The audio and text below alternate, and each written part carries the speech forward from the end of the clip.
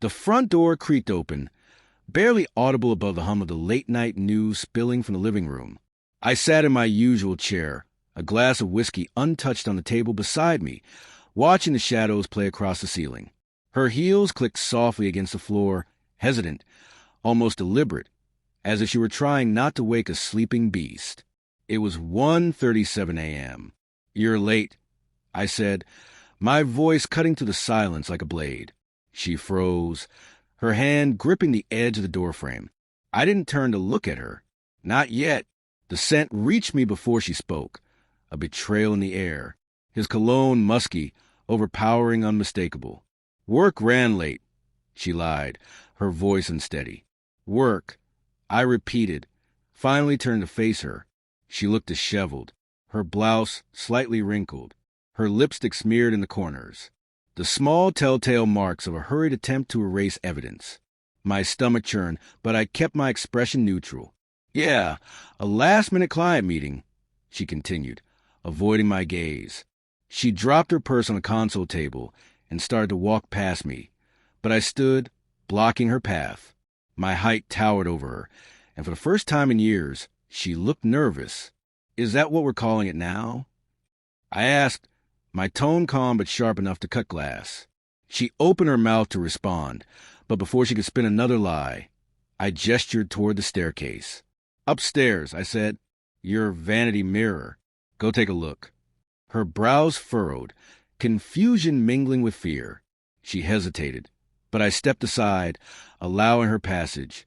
I followed closely behind as she ascended the stairs, each step slower than the last. She knew something was waiting for her. When we reached the bedroom, I leaned against the doorframe as she approached the mirror. Taped to the glass were a series of photographs, meticulously arranged in chronological order. They showed her and him, her last-minute client, at a hotel, laughing over dinner, holding hands in the parking lot, locked in a kiss just outside the entrance. The timestamps in the corner of each image told a damning story. Her hand shot to her mouth, muffling a gasp. She ripped one of the photos from a mirror, staring at it as if she could will it into non-existence. Tears welled in her eyes, but they did nothing for me. "How long?" I demanded, my voice low but steady. She turned to face me, her lips trembling. "It's not what it looks like," she stammered, a pathetic attempt at deflection. "Not what it looks like?"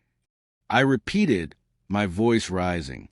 "You've been sleeping with him for months, haven't you? Don't lie to me. I've got more than just pictures."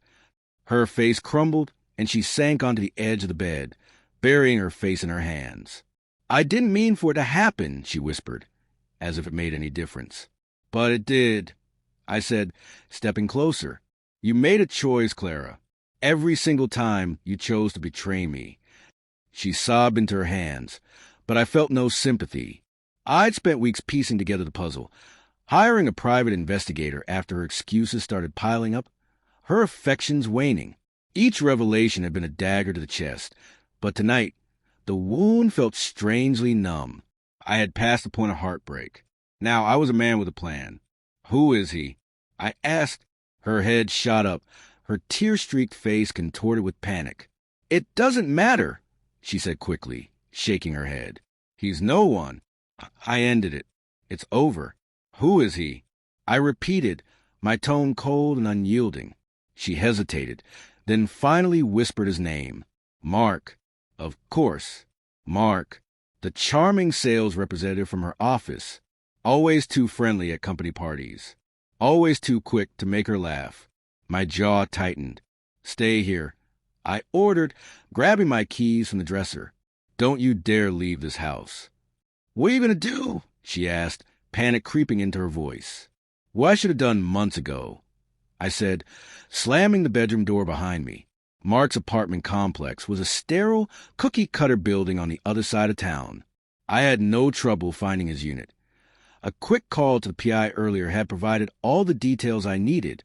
I pounded on the door, the sound reverberating through the hallway. It took him a moment to answer. When he did, he was wearing a T-shirt and sweatpants, his hair tousled as if he had just rolled out of bed. His expression shifted from annoyance to surprise to unease as he recognized me. "Dan," he said, his voice cautious. What are you doing here? I didn't bother with pleasantries. Instead, I shoved past him, forcing my way into his apartment. We need to talk, I said, my voice dripping with menace.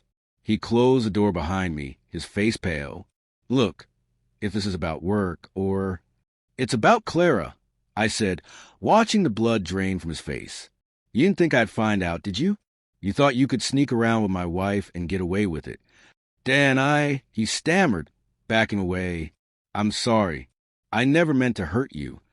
Never meant to hurt me? I repeated, incredulous.